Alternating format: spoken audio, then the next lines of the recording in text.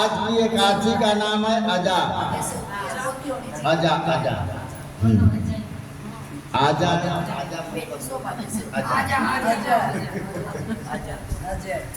कुंती पुत्र युधिष्ठिर ने विनम्रता से पूछा, हे जनार्दन, भागवत कृष्ण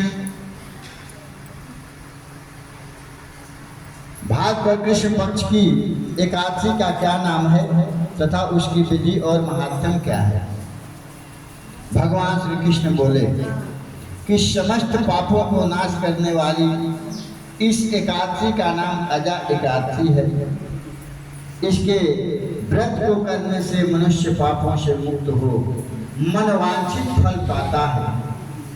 मनवांछित का मतलब यह होता है कि जो मन में है वही भगवान पूरा करे, उसको मनवांछित फल प्राप्त होता है। कह रहे हैं जो श्रद्धालु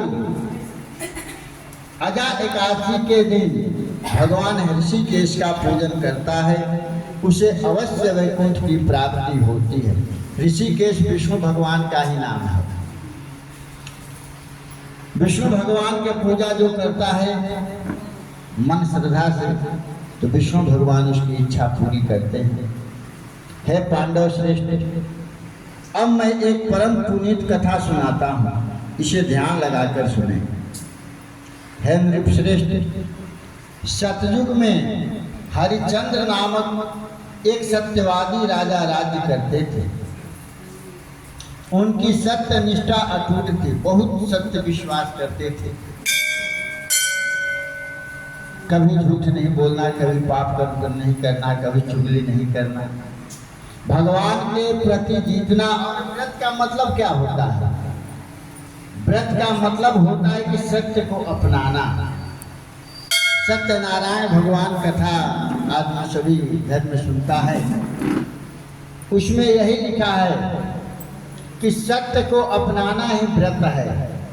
ये नहीं है कि सारे दिन उपवास करके और शाम को दो चार चुगली किसी का कर दिया, घर में लड़ाई कर लिया, तो सारा आपका दिन का उपवास किया हुआ 1 मिनट में व्यर्थ हो जाता है।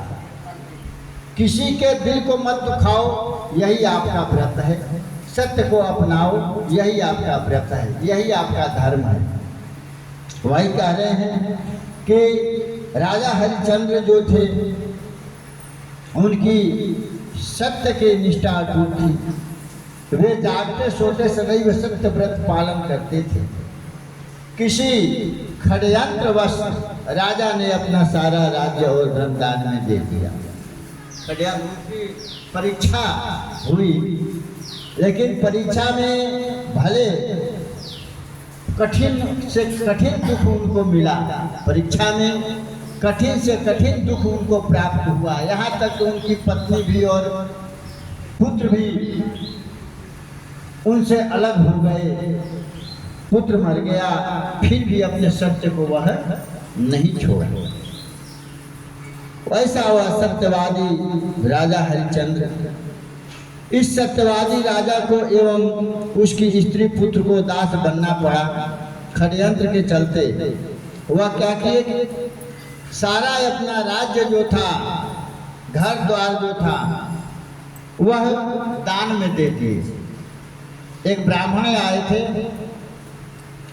उस ब्राह्मण को दान में दे दिए। जब दान में दे दिए तो ब्राह्मण कहे कि सारा चीज तो हमें दे दिए हो, अब आप कहाँ रहोगे? आपके बेटा बेटी परिवार कहाँ रहेगा? अब तो जिसका दान होता है उसी का। एक बार दान में कौन हारे थे? कृष्ण भगवान को सत्यभामा ने हार गई थी, दान में दे दिया था, वो भी षड्यंत्र ही था। तो कृष्ण भगवान कहे, नारद जी कहे कि अब तो कृष्ण भगवान को मैं ले जा रहा हूँ और तो मेरा हो गए। दान का मतलब तो आप दान दे दिया, अब उसमें आपका कोई अधिकार नहीं है। आजकल तो दान का मतलब है कि सांस को तो इसको भी पता ना चले। दान करो, दान भी करना जरूरी है। बिना दान किए तो कुछ कल्याण नहीं होने वाला है। पैसा बहुत कमाओ, भगवान सबको दे, लेकिन सात्विक पैसा दे कि वो पैसा कभी रोग में ना खर्च हो, वो पैसा कभी दारू शराब में खर्च ना हो। वैसा भगवान से आप लोग मांगिए कि भगवान वैसा ही हमें धन दीजिए, वैसा पुत्र दीजिए कि सदा सत्य पर अपना चलता रहे। तो वही सब मांगना चाहिए कि अपना कृपा बनाए रखना। वही सत्यवादी राजा हरिश्चंद्र ने, उनकी परीक्षा हुई तो परीक्षा कैसे हो रहा है, अपना सारा राज्य और धन दान में दे दिया। इस सत्यवादी राजा को एवं उसकी स्त्री पुत्र को दास बनना पड़ा। यह राजा सत्य को धारण करता हुआ शमशान की चौकीदारी करता और मृतकों पर डाले वस्त्रों को लेता था। यह काशी में जाकर के, इनकी परीक्षा कहाँ हो रही थी, काशी क्षेत्र में। वहाँ कलुआ नाम का डोम था, आज भी उसका चलता है। उस घाट पर बड़े बड़े जो धनी मनी आदमी हैं वही लेकर के जाते हैं शव को जलाने के लिए। बाकी एक मणिकर्णिका घाट है, वहाँ गरीबों के लिए चाहे सभी जा सकते हैं, लेकिन वहाँ केवल अमीर लोग जाते हैं, इसलिए कि उसका मांग बहुत ज़्यादा होता है। तो उसी कलुआ डोम के यहाँ जाकर के चौकीदारी करने लगे।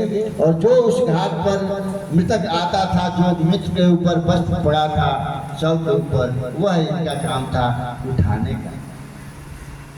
प्रभु कैसे कैसे परीक्षा लेते हैं और कह रहे हैं, वस्त्रों को लेता था, कष्टों को भोगते हुए भी राजा ने सत्य को नहीं छोड़ा। उसके दुख का अंत नहीं हो रहा था।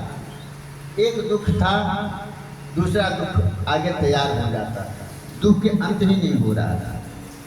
एक दिन राजा हरिश्चंद्र ने भगवान विष्णु का ध्यान कर कुछ भी नहीं खाया।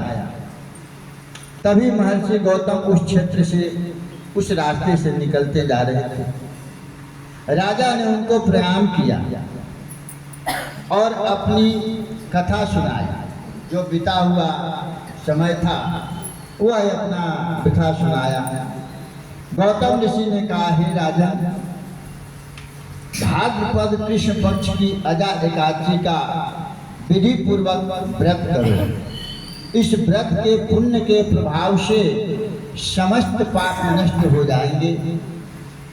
ऋषि के आदेश से राजा हरिश्चंद्र ने अजा एकादशी का विधि पूर्वक व्रत तथा जागरण किया।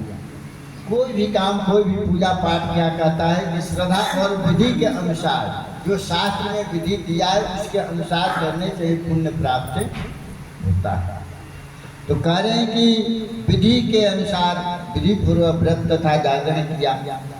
व्रत के प्रभाव से राजा हरिश्चंद्र की परीक्षा लेने को रचा खड्यंत्र समाप्त हो गया। राजा का मृत पुत्र भी जीवित हो गया। स्वर्ग से पुष्पों की वर्षा हुई। महाराजा हरिश्चंद्र ने अपनी रानी और पुत्र सहित स्वयं को भी वस्त्र तथा आभूषणों से सजा देखा। पुण्यदायी अजा एकादशी के व्रत के प्रभाव से उन्हें पुनः राज्य मिल गया। वह अपने परिवार सहित सुखपूर्वक राज्य कर अंत में स्वर्ग लोक को चले गए।